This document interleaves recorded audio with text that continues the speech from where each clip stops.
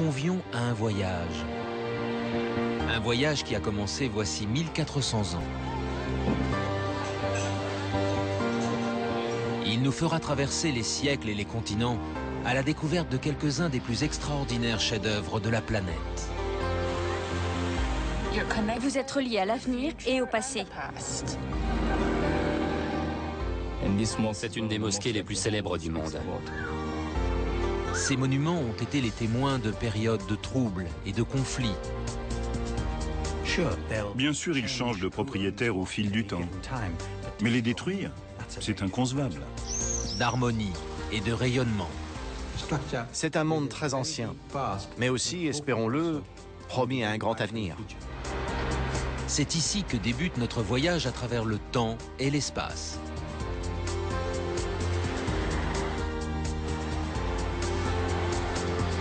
L'histoire qu'il retrace est toujours aussi vivace et rassemble chaque année des millions de fidèles en un lieu unique. Je dois y aller pour le salut de mon âme.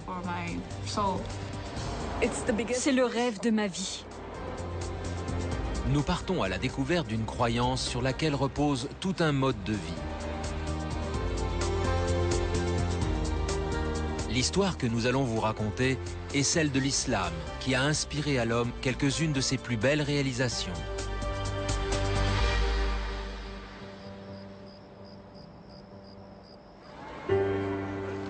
Cinq fois par jour, la prière vient ponctuer la vie quotidienne de centaines de millions de gens à travers le monde.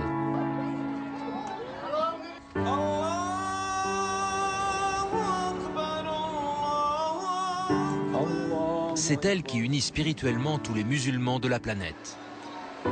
Dans quelque endroit qu'ils se trouvent, les croyants se tournent vers la ville où tout a commencé. La première et la plus importante merveille du monde musulman. La Mecque. La ville sainte est le berceau du prophète Mahomet et de la religion qu'il a fondée voici 1400 ans.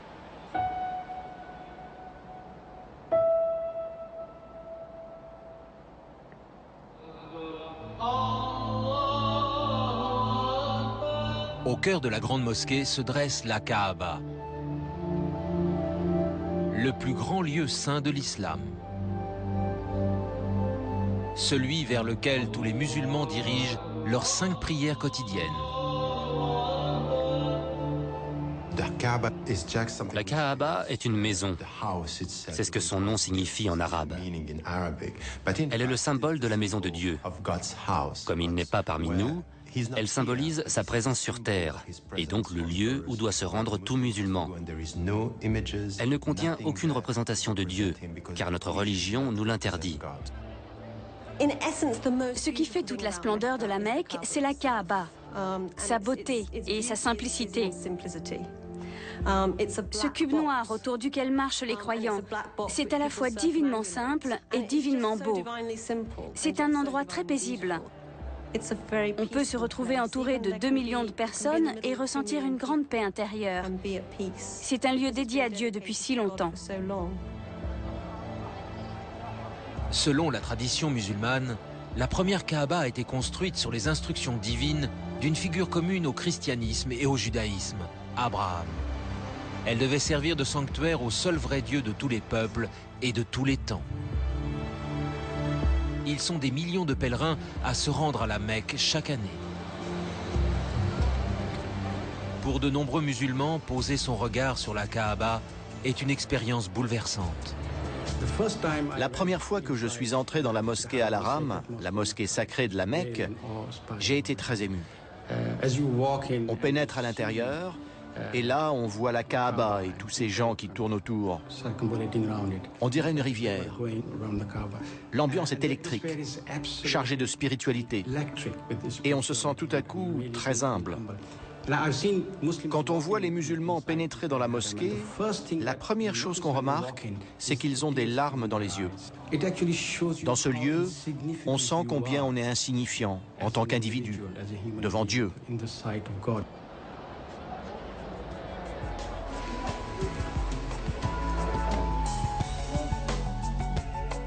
Par leurs 5 prières quotidiennes, les musulmans témoignent qu'il n'y a d'autre Dieu que Dieu, et Mahomet est son messager.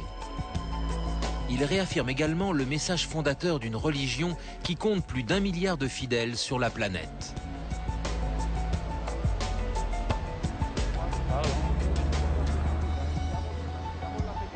Six d'entre eux rêvent d'effectuer leur premier pèlerinage à la Mecque et espèrent pouvoir partir dans les jours qui viennent. Tous les 6 vivent à proximité de l'une des plus importantes et des plus belles mosquées du monde.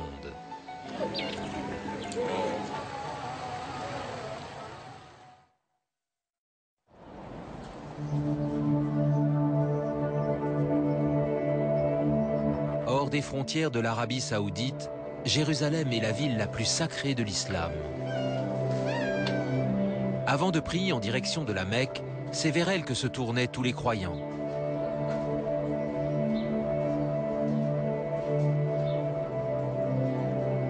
Dans presque toutes les vues de Jérusalem, on aperçoit la coupole grise de la mosquée Al-Aqsa, la deuxième merveille de notre voyage. Tout près se dresse le somptueux dôme du rocher.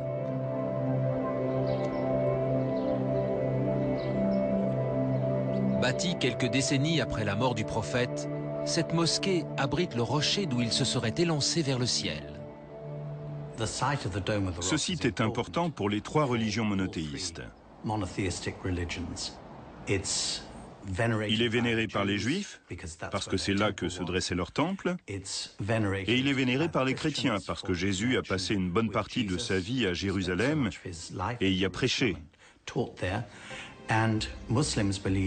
Quant aux musulmans, pour eux, c'est là que Mahomet a commencé son ascension miraculeuse vers les 7 cieux.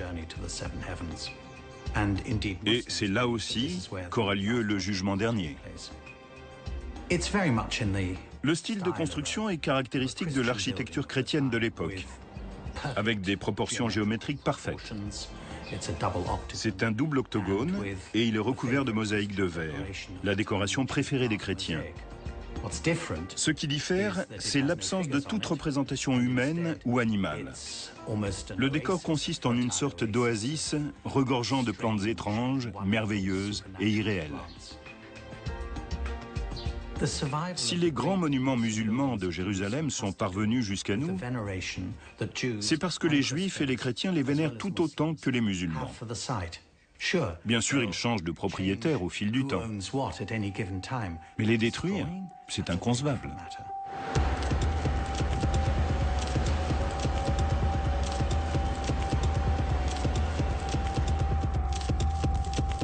De tout temps, Jérusalem a été une ville divisée. Rasée à 2 reprises, elle a été assiégée 22 fois et capturée 44 fois.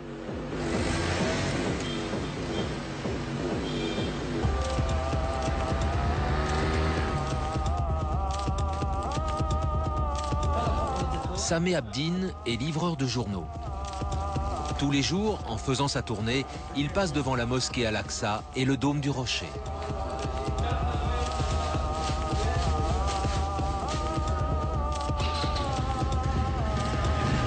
Sameh a 23 ans et il est palestinien. Il vit à Jérusalem-Est où il a grandi.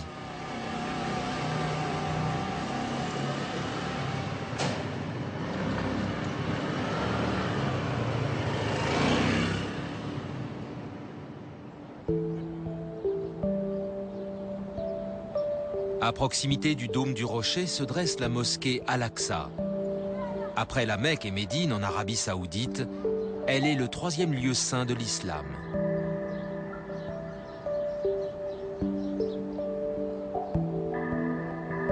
Sameh vient s'y recueillir le plus souvent possible. Nous le rejoignons aujourd'hui pour la prière de l'après-midi, l'Asr. Dès que je pénètre dans la mosquée Al-Aqsa, je me détends.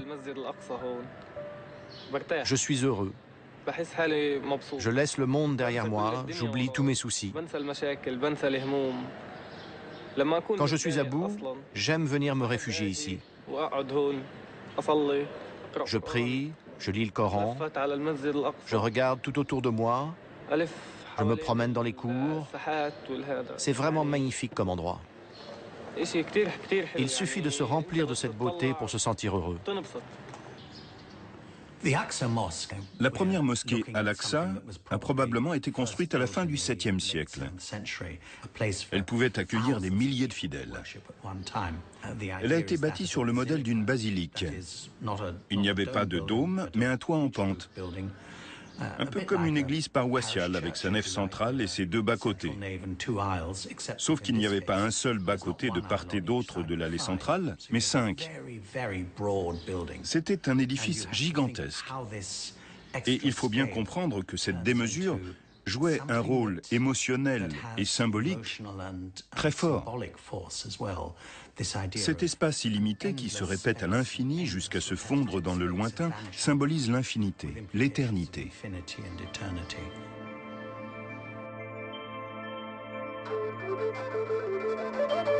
Les créateurs d'une telle merveille ont trouvé leur source d'inspiration dans les versets du Coran.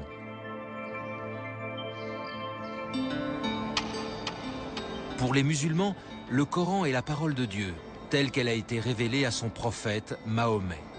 Cette profession de foi constitue le premier des 5 piliers de l'islam.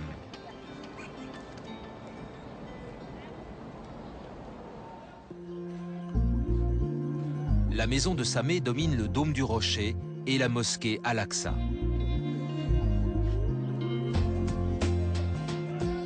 Ces 2 lieux de culte sont la preuve que depuis toujours, la foi musulmane a cohabité avec le christianisme et le judaïsme dans la ville éternelle comme partout ailleurs dans le monde.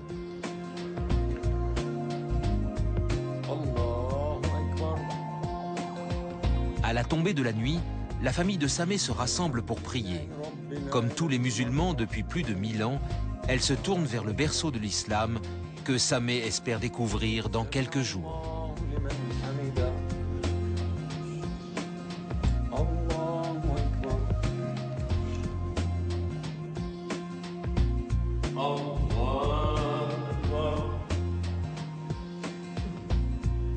À des milliers de kilomètres de Jérusalem, Issa prépare lui aussi son premier pèlerinage à la Mecque.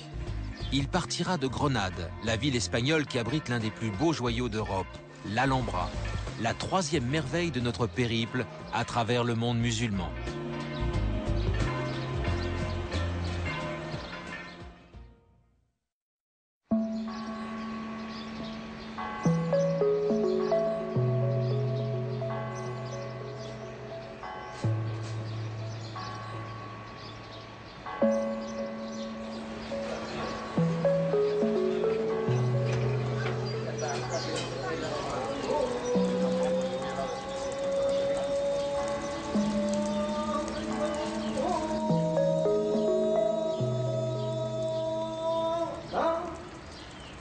Chaque matin, Issa Lopez répond à l'appel à la prière.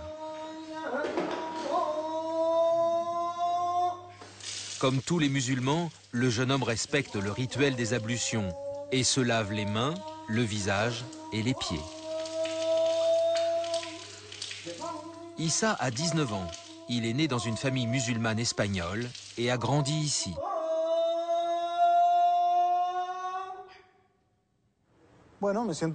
Je suis fier parce que Grenade, c'est ma ville. C'est là que je suis né et que je vis depuis toujours.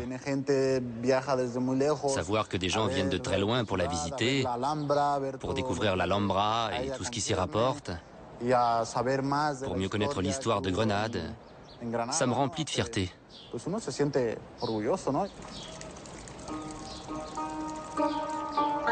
Conçue par des architectes musulmans et construite au XIIIe siècle par les souverains arabes d'Andalousie, l'Alhambra célèbre la beauté et l'art islamique, inspirés de la vision coranique du paradis.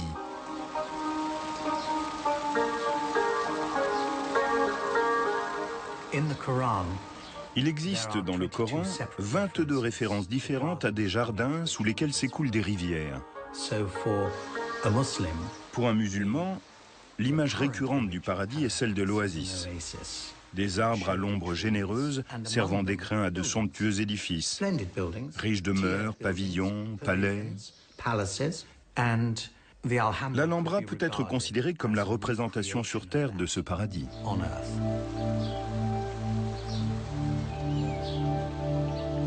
Ce palais est l'un des monuments les plus visités d'Europe.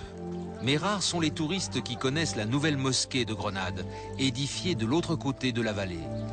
C'est ici qu'Issa vient prier chaque matin. La prière du matin, appelée Fajr, s'accomplit entre l'apparition de l'aube et le lever du soleil.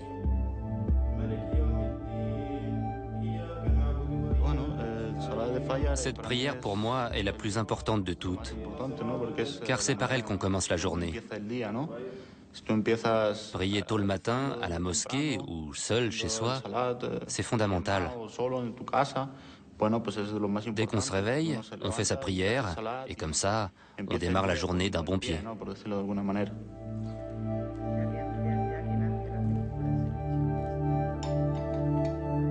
Les parents d'Issa se sont convertis à l'islam avant sa naissance. À la fin des années 70, l'Espagne post-franquiste redécouvrait la démocratie et avec elle, la tolérance religieuse. L'islam a croisé notre chemin. Et c'est curieux parce qu'il avait été gommé de notre histoire, des livres, de l'enseignement. Des liens très étroits unissaient l'Andalousie à l'islam. Mais naturellement, tout ce qu'on nous a appris, c'est que les Maures avaient débarqué, avaient conquis le sud de l'Espagne et en avaient été expulsés. C'était tout ce qu'on savait sur cette culture, sur l'histoire de l'islam en Espagne.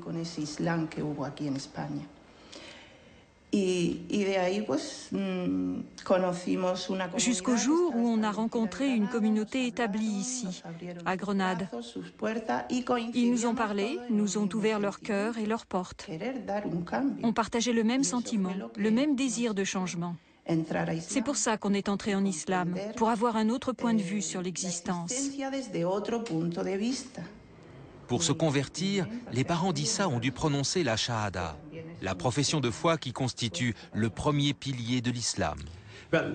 Chez les musulmans, la pratique de la dévotion repose sur ce qu'on appelle les 5 piliers de l'islam. Et elle commence par la Shahada, c'est-à-dire le témoignage de notre appartenance à l'islam.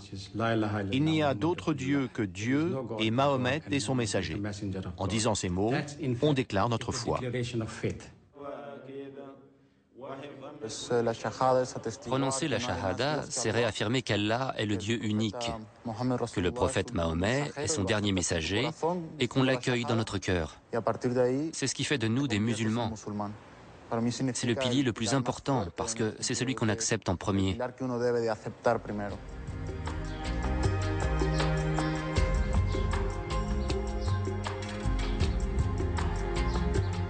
La Shahada est ce qui définit un musulman, qu'il soit né dans cette religion ou qu'il se soit converti par la suite. Ce sont les premiers mots qu'entend un nouveau-né et les derniers qu'on prononce au chevet d'un mourant. Ce sont des paroles d'une portée immense qui unissent tous les musulmans du monde.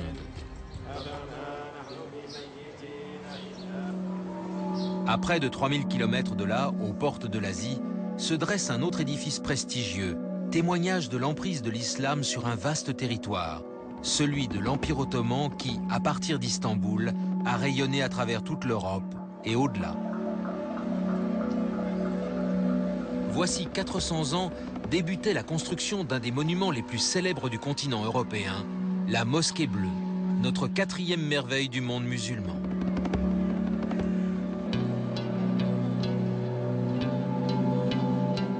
L'intérieur, somptueusement orné de quelques 20 000 carreaux de mosaïque bleue, atteste de la grandeur de l'Empire ottoman.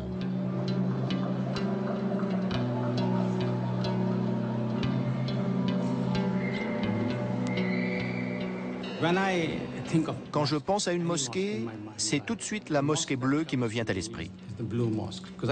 Parce qu'elle symbolise l'apogée de la civilisation musulmane, de sa pensée et de son enseignement, de son raffinement, de son architecture. Et je vois aussi en elle un symbole d'espoir. Ce que nous avons accompli par le passé, peut-être pourrons-nous l'accomplir dans l'avenir. La mosquée bleue, pour moi, ce n'est pas seulement un monument d'une beauté sublime. Elle représente également l'espoir, celui d'un monde qui plonge ses racines dans un passé très ancien, mais qui est aussi, espérons-le, promis à un grand avenir. Pour la prière de midi, la deuxième de la journée, Erar Nekelchi se dirige vers la mosquée bleue. Le temps du dour commence juste après le début du déclin du soleil et se prolonge jusqu'au milieu de l'après-midi.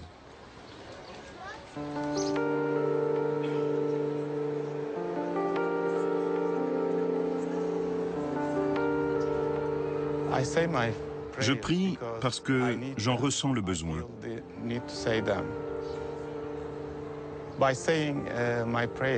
Par la prière, je peux établir une relation personnelle avec Dieu. Je peux lui parler. C'est ce qui fait que ma vie est celle qu'il a choisie pour moi.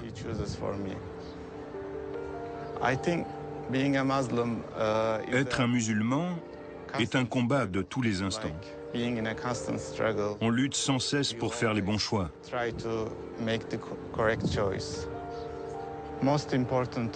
Le plus important, c'est d'être un homme bon. L'islam essaie de faire de chaque croyant un homme bon.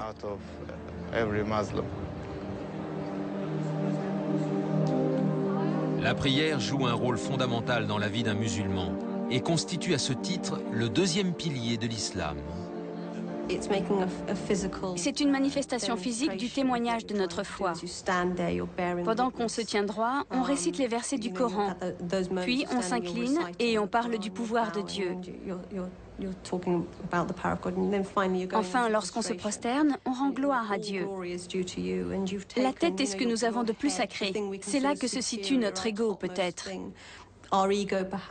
Alors on l'abaisse le plus possible pour se prosterner devant Dieu.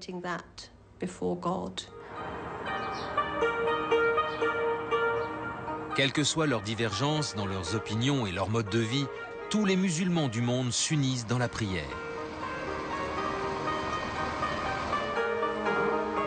La prochaine étape de notre voyage nous emmène en Afrique de l'Ouest, à la découverte d'un monument stupéfiant. Cette mosquée, la plus grande structure en pisé de la planète, est notre 5e merveille du monde musulman.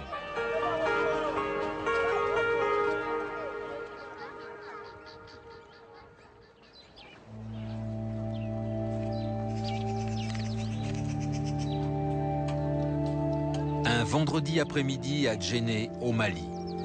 L'air est poussiéreux et brûlant. L'islam est arrivé au Mali au XIIe siècle, introduit par les marchands arabes. Ce pays est l'un des plus grands d'Afrique, mais aussi l'un des plus pauvres. Au cœur de l'ancienne cité se dresse cette extraordinaire mosquée. Le bâtiment d'origine a été bâti au XIIIe siècle par l'un des premiers souverains musulmans de la région. Amadou Thiam a grandi ici. Il vit maintenant à Bamako avec sa famille, mais revient souvent en visite à Djenné. Cette mosquée de Djenné est l'une des plus anciennes du monde. La ville elle-même est prestigieuse. Elle a été un important centre de civilisation islamique. Je crois que cette mosquée, dont un premier édifice fut construit au XIIIe siècle, est inscrite au patrimoine national du Mali. Cette mosquée est caractéristique de l'architecture en pisé d'Afrique de l'Ouest. Imaginez la difficulté pour construire un tel édifice en terre crue. Ce matériau est très résistant à la compression. Il ne va pas s'effriter sous l'effet d'une pression verticale. Mais latéralement, il est bien moins solide. Par conséquent, quand on construit des coupoles, des voûtes et même un simple toit plat en pisé, il faut que les parois soient extrêmement épaisses, qu'elles soient étayées en de très nombreux points et très peu espacées. Il y a beaucoup de piliers et c'est très sombre, très silencieux. L'élévation de l'esprit vient précisément de cette simplicité. Ces gens n'ont pas d'argent, mais ils ont des traditions. L'imam de la mosquée m'a dit « Notre richesse, ce sont nos racines. Lorsqu'on vient de certains endroits du monde, avec leurs édifices majestueux, une telle simplicité renforce notre engagement vis-à-vis de Dieu. C'est ce que j'ai ressenti dans cette mosquée.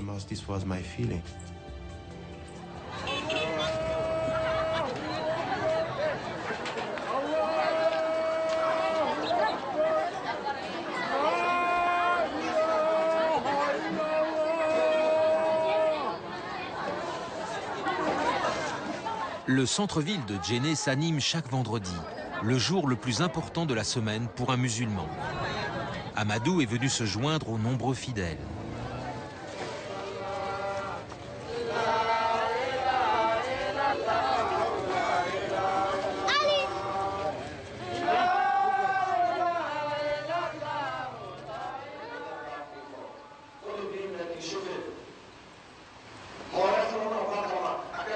La prière du vendredi est la seule que les musulmans se doivent d'accomplir en assemblée.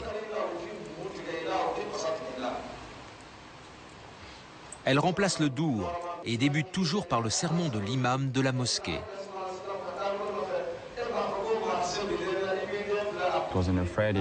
C'est un vendredi que Dieu Tout-Puissant a achevé la création de la terre. C'est un vendredi que Dieu Tout-Puissant a insufflé la vie à Adam, le père de l'humanité. C'est donc le jour où il demande aux fidèles de se rassembler pour le célébrer.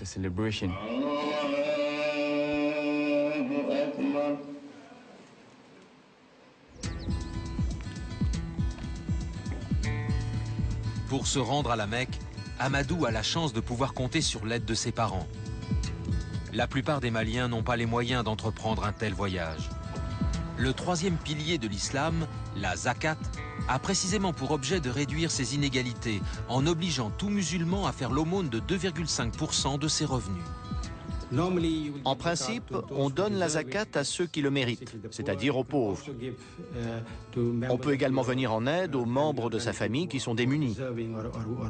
Dans certains pays musulmans, des institutions se chargent de collecter la zakat. Des fondations religieuses qui s'occupent des orphelins, par exemple. Dans d'autres pays, c'est l'État même qui fait la collecte des dons et se charge de les distribuer aux pauvres. Dans les sociétés islamiques, le besoin de justice et d'égalité sociale n'a jamais été aussi criant qu'aujourd'hui. Le troisième pilier de l'islam est un concept visant à réduire les disparités.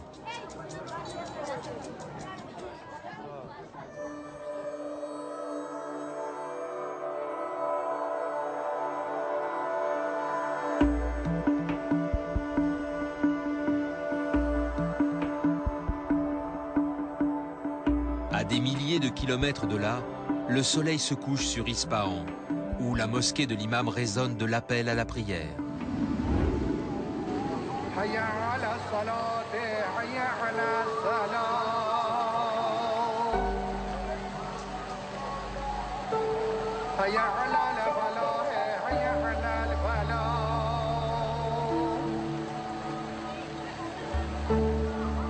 À l'époque de sa construction, ce monument était le plus impressionnant de toute la Perse.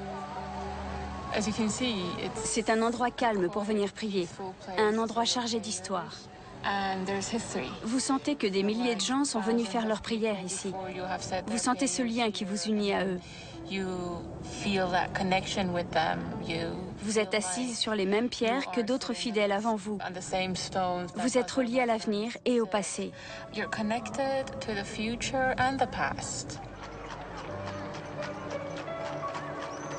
Dans la vie des croyants, la mosquée n'est pas qu'un lieu de culte. Son rôle est multiple.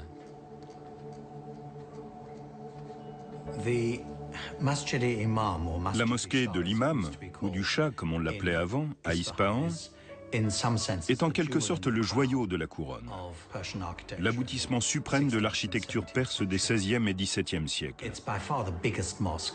Elle est de loin la plus grande de l'époque, et elle a été bâtie pour affirmer le pouvoir impérial. Elle nous rappelle que la mosquée n'est pas au monde islamique ce que l'Église est au monde chrétien. Elle est un lieu de culte, mais aussi un lieu d'assemblée, un lieu où l'on enseigne le droit, où l'on fait des études. C'est la raison pour laquelle les mairies n'existent pas dans le monde musulman, ni les facultés de droit. La mosquée remplissait tous ses rôles. Elle était un centre communautaire et la mosquée de l'imam est là pour nous le rappeler.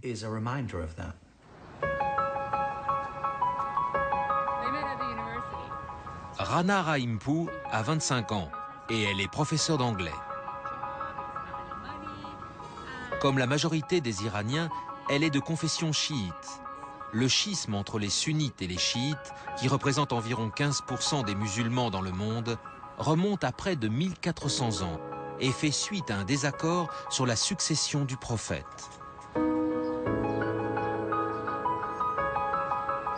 Selon les chiites, celle-ci devait revenir aux descendants de Mahomet. Malgré leurs divergences, les deux courants religieux adhèrent aux mêmes principes fondamentaux et aux mêmes 5 piliers. Aujourd'hui, l'Iran est un État théocratique qui exerce un contrôle strict sur les médias et les droits civils.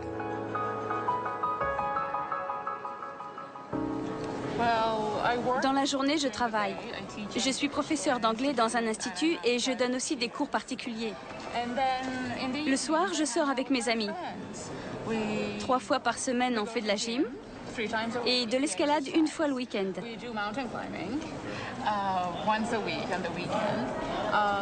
On va aussi au concert, au cinéma, on prend un café ensemble, on va au restaurant, je vais chez eux, ils viennent chez moi, comme tous les jeunes du monde entier.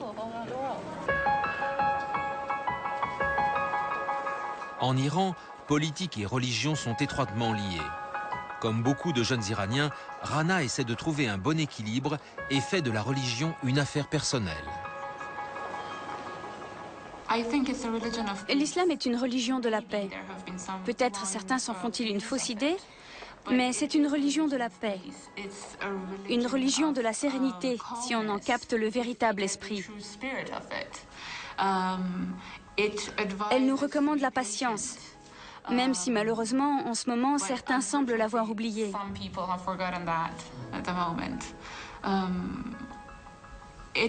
Elle nous donne de l'espoir. Elle est remplie d'espoir.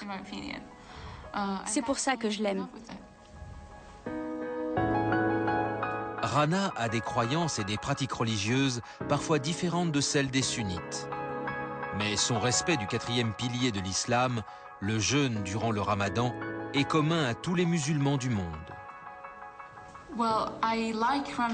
J'aime faire le ramadan parce que c'est la volonté de Dieu.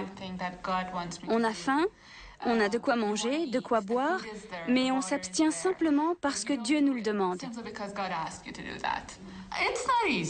Bien sûr que ce n'est pas facile de se priver de quelque chose qui nous fait envie parce que Dieu l'exige. Mais c'est justement ça qui me plaît. Le mois du Ramadan est très important. Selon la tradition islamique, c'est le 9e mois du calendrier lunaire, celui au cours duquel le Coran a été révélé. Il est donc consacré à la lecture, au retour au texte. C'est une période très difficile. À la fin de la période de jeûne, beaucoup de musulmans sont épuisés parce que c'est éprouvant, aussi bien spirituellement que physiquement. Rana vit dans un pays dirigé par des mollahs conservateurs. Mais pour elle, sa croyance religieuse transcende toute controverse politique. De même, la mosquée qui l'accueille chaque jour se dresse comme un vibrant hommage à la nature intemporelle de la foi islamique.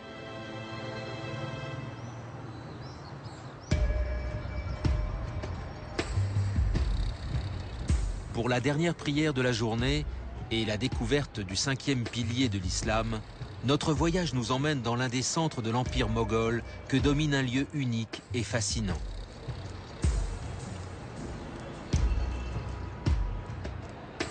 Le Pakistan est l'un des nombreux pays musulmans où l'islam revêt une dimension mystique. À Lahore, celle-ci trouve sa plus parfaite expression dans l'architecture de la mosquée Badshahi. Je me suis couchée tard cette nuit. J'avais emporté du travail du bureau. Le chauffeur de la société attend. Il n'arrête pas de klaxonner. Je suis en retard. Noreen Salim travaille dans une entreprise de relations publiques à Lahore. Elle vient de se marier et habite chez ses beaux-parents. J'ai une journée très chargée aujourd'hui. J'ai 2 rendez-vous et une émission en direct.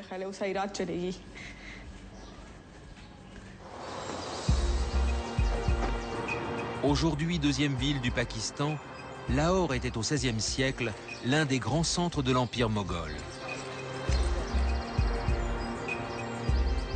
Au cœur de la vieille ville se dresse la mosquée Badchahi, un des joyaux de l'architecture musulmane de l'époque.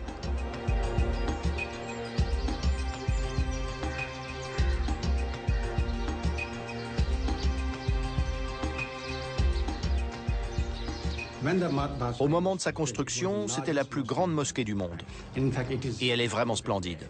C'est un monument extraordinaire. On passe par d'innombrables portes. Chaque porte mène à une autre porte, nous entraînant dans un voyage qui ne finit jamais. Le plus remarquable, c'est que malgré son aspect imposant, c'est une structure très ouverte, très aérée.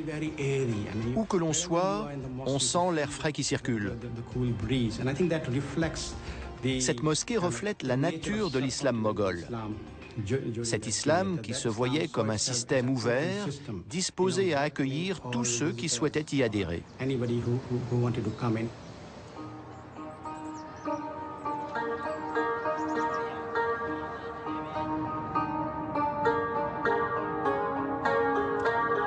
Tandis que la nuit tombe sur la mosquée Badchahi, Noreen s'apprête à dire la 5e et dernière prière de la journée. Le temps de l'Isha commence 1h30 après le coucher du soleil et se termine juste avant l'aube. Ici, comme partout ailleurs dans le monde musulman, hommes et femmes prient dans des lieux séparés.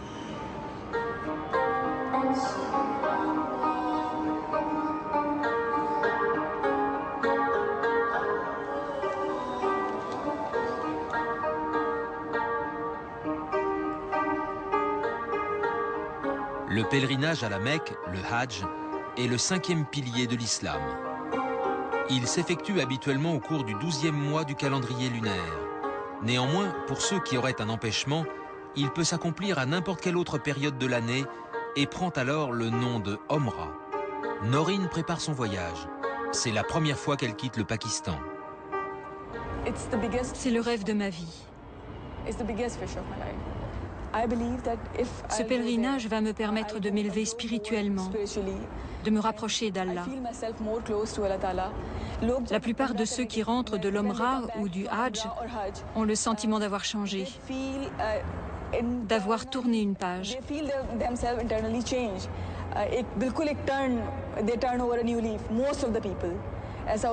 Ils ne sont plus les mêmes quand ils reviennent. Ils ont grandi spirituellement. Ils ne pensent plus de la même façon. Ils ont changé d'état d'esprit. À la Mecque, Noreen retrouvera les 5 autres pèlerins qui, comme elle, réalisent le vœu de toute une vie, prier dans la capitale religieuse de l'islam. Nous avons été autorisés à pénétrer avec nos caméras au cœur de la ville sainte, la plus grande merveille du monde musulman. C'est un rare privilège.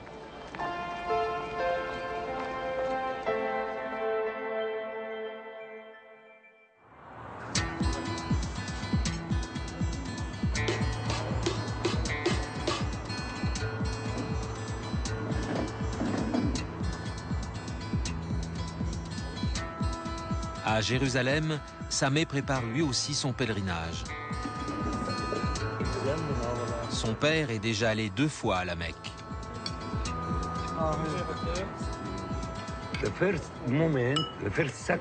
À la seconde où on pose son regard sur la Kaaba, on ressent quelque chose d'indescriptible. On se met à pleurer. Pendant les 7 jours et jusqu'à la fin, on pleure, on pleure. Je ne m'y attendais pas du tout.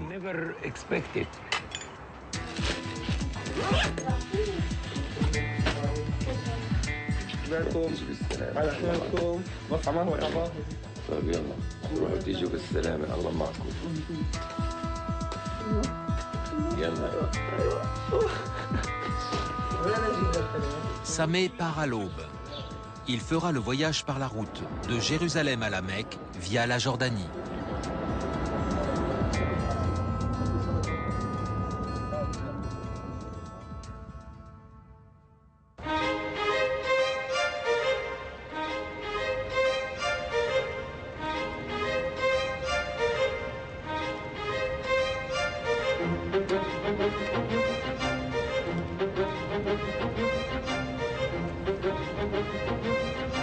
De nos 6 pèlerins, c'est Sameh qui effectue le trajet le plus rapide et qui arrive le premier dans la ville sainte.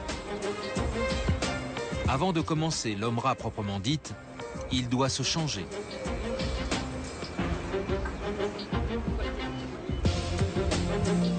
Les hommes se couvrent le corps de 2 étoffes blanches, symbole de pureté et d'égalité devant Dieu. Si Dieu le veut, je suis prêt pour l'Omra. C'était le rêve de ma vie. J'ai retiré mes vêtements et maintenant je porte la tenue traditionnelle des pèlerins. L'Ihram rend tous les hommes égaux, les met tous au même niveau. Les riches, les pauvres, les noirs, les blancs. Devant Dieu, nous sommes tous égaux.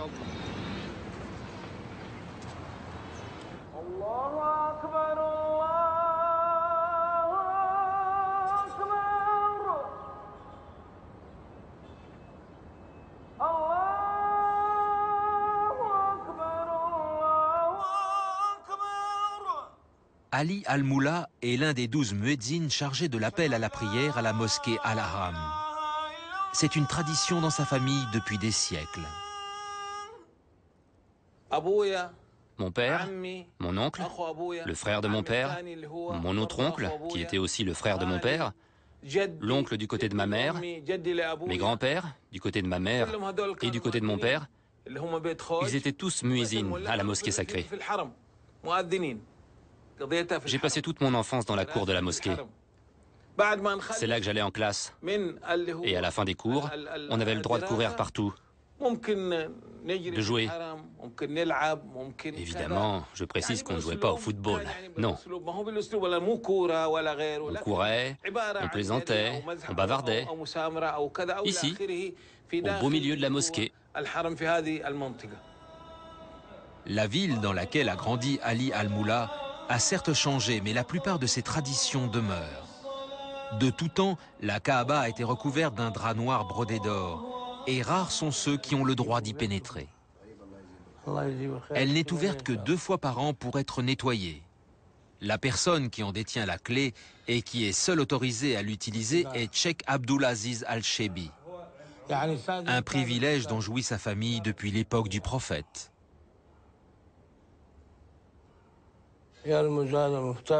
La clé symbolise l'essence divine de cette charge.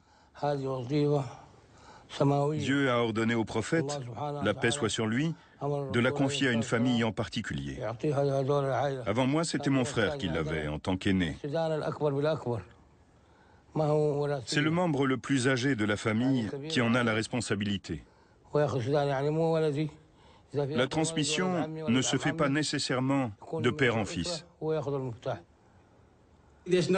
La Kaaba est vide. Le sol est dallé de marbre et quelques inscriptions coraniques ornent les murs.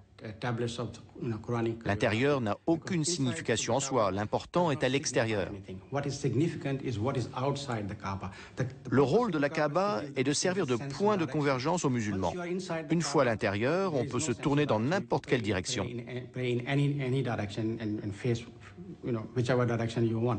Il est intéressant de remarquer que quand certaines personnes, généralement des dignitaires, sont autorisées à y pénétrer, leur première question c'est « Dans quelle direction dois-je me tourner pour prier ?» Et la réponse est « Ça n'a aucune importance ». C'est à l'extérieur que la Kaaba prend tout son sens. Elle unit tous les musulmans en leur indiquant vers où se tourner et donc dans quelle direction s'engager moralement.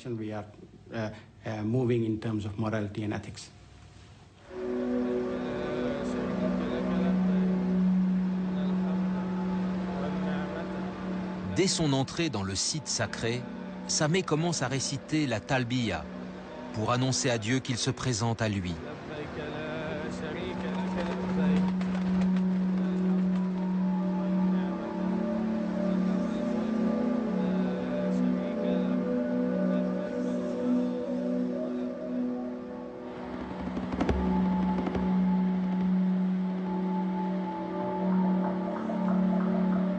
Sameh pénètre ensuite dans la cour de la mosquée et pose enfin le regard sur la Kaaba.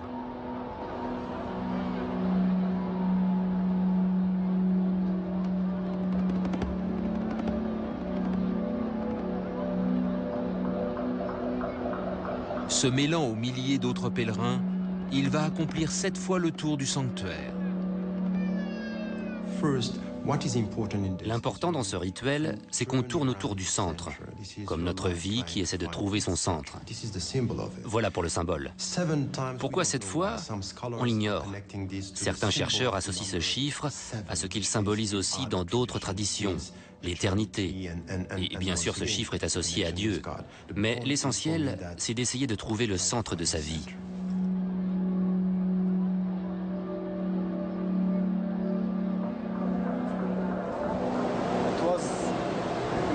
C'était incroyable, merveilleux et étrange aussi. Je me sentais en sécurité, proche de Dieu. Venir de Jérusalem et voir la Kaaba, c'est extraordinaire.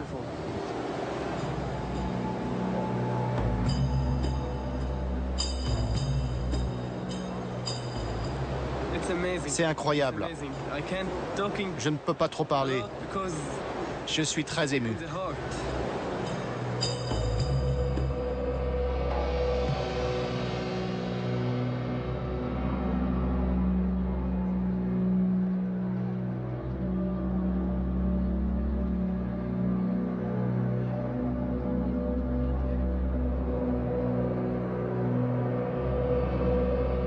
Après avoir tourné 7 fois autour de la Kaaba, Sameh effectue 7 fois à pied le trajet entre les collines de Safa et de Marwa.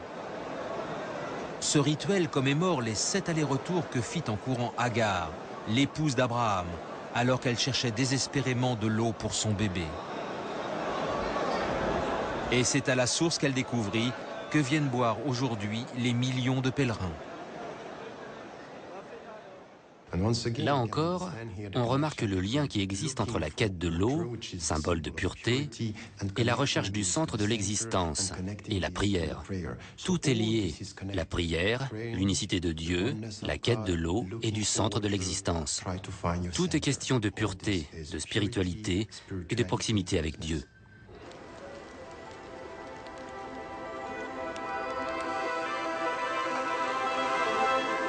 Pour marquer la fin de l'Omra, de nombreux musulmans se font couper quelques mèches symboliques.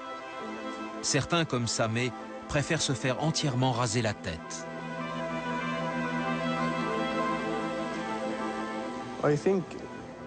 J'ai fait l'Omra pour mon frère qui est mort. C'est le deuxième motif de mon pèlerinage à la Mecque.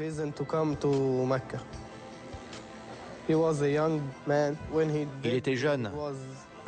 Il avait 21 ans. Il a été tué dans un accident de voiture. Il ne connaissait rien de la vie. Alors je voulais faire quelque chose pour lui. Et ce cadeau, c'était l'Omra.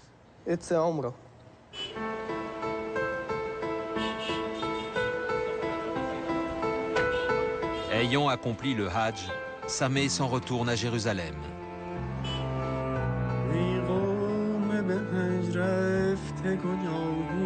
En Iran, Rana Rahimpur a eu des problèmes à son travail et a dû renoncer à son projet.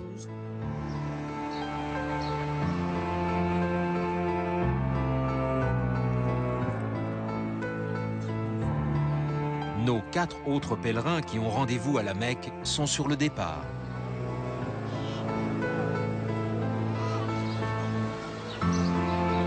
Ils ne se sont jamais rencontrés, mais partagent le même rêve, voir la ville vers laquelle ils se sont tournés tous les jours de leur vie.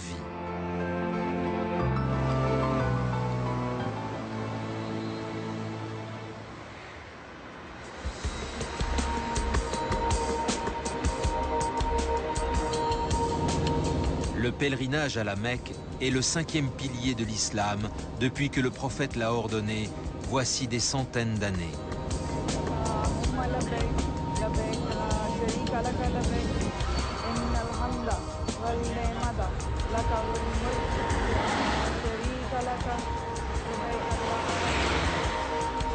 Aujourd'hui, la ville draine chaque année 6 millions de fidèles.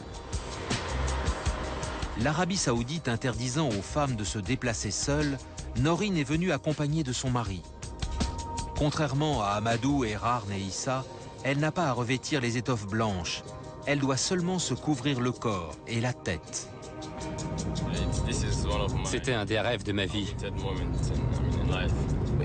Tous les musulmans du monde se tournent vers la Kaaba depuis plus de 1400 ans. Et moi, je vais la voir. Ça va être un moment unique. Un moment inoubliable. Chaque minute qui passe me rapproche de la Kaaba. Je suis de plus en plus nerveux. J'ai le cœur qui bat, la bouche toute sèche. Je vais vivre le moment le plus important de ma vie. Je vais enfin voir ce dont j'ai rêvé toute ma vie.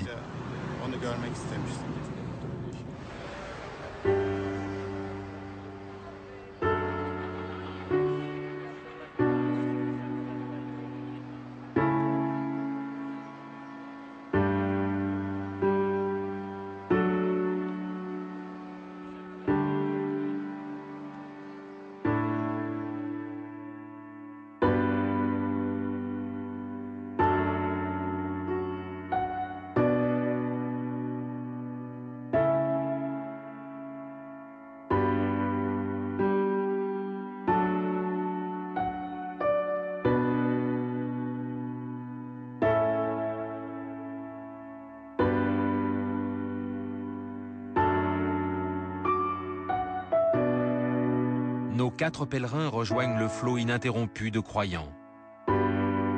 Ici, dans l'enceinte de la mosquée sacrée de la Mecque, rien ne sépare les hommes des femmes.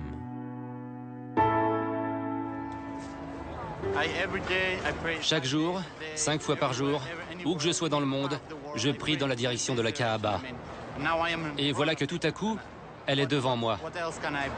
Qu'est-ce que je peux demander de plus? Je n'arrive pas à y croire. Elle est là, devant moi. Que demander de plus? J'étais submergée par l'émotion. Je riais et je pleurais en même temps. C'était incroyable. Ça dépassait tout ce que je pouvais imaginer.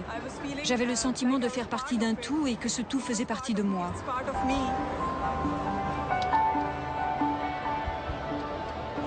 Je ne me rendais même pas compte qu'on me bousculait.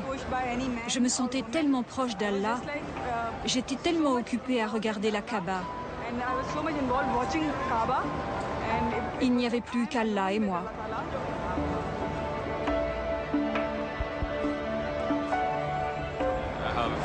Je n'avais jamais rien ressenti de tel. Je n'avais jamais eu ce sentiment de toute ma vie.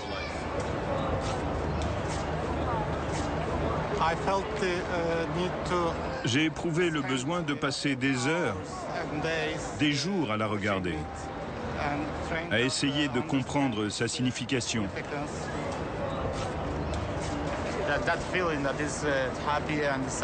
On est heureux et en même temps on pleure. On essaie de tout comprendre.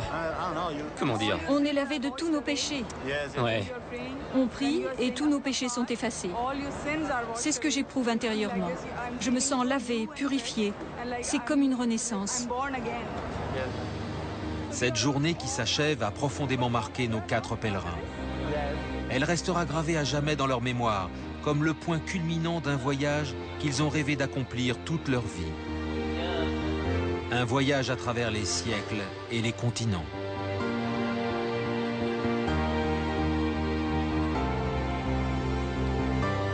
Partis du berceau du prophète, nous avons découvert les extraordinaires créations que son message n'a cessé d'inspirer.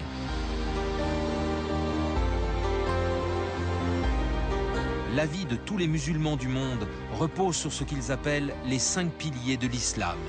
La profession de foi, la prière, la charité, le ramadan et le pèlerinage à la Mecque. Également au nombre de 5, les prières qui ponctuent la journée des croyants les relient tous, où qu'ils soient sur la planète, au centre de leur foi, la Kaaba. Dans la ville sainte, la dévotion des fidèles atteint. C'est cette même ferveur que partagent plus d'1 milliard d'êtres humains sur la planète.